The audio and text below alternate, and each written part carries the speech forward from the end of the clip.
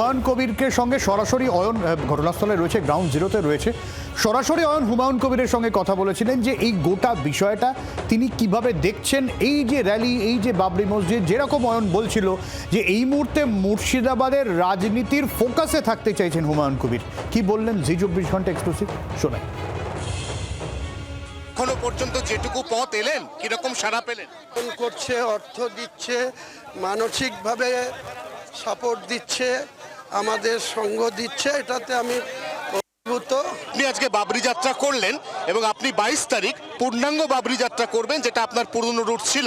প্রশাসন যদি আপনাকে চাপ দেয়, সেই চাপ কাটিয়ে ওঠার মতো আপনি মানসিকভাবে তৈরি? মানসিকভাবে আমি পুরোপুরি প্রস্তুত আছি। কোনো চাপের কাছে হুমায়ুন কবির পিছু হটবে না।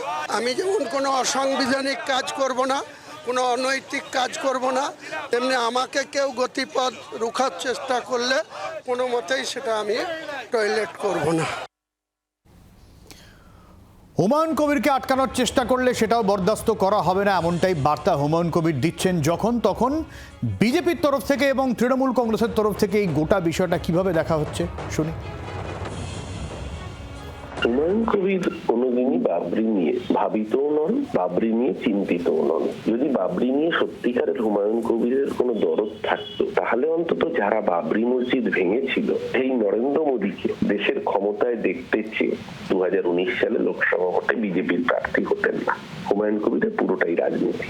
সেখানেও যে সাইন দেখাচ্ছেন, যে বাইক র্যালি করছেন, যে উচ্ছ্বাস, বাবরি সংখ্যালঘু মুসলমানের কাছে একটা আবেগ। এই জবাব মুর্শিদাবাদের সংখ্যালঘুরাই হুমায়ুন কবিরকে বুঝিয়ে দেবে।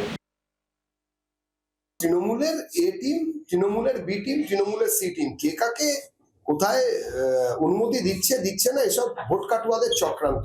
এসব সবই করা হচ্ছে কনসলিডেটেড ভোট, যাতে কিনা ভবিষ্যতে তৈরি করে তৃণমূলকে পেছনের দরজা দিয়ে আরেকবার জিতিয়ে আনা যায়। মানুষ সব বুঝেছে, মানুষ আর আগ্রহী নয়।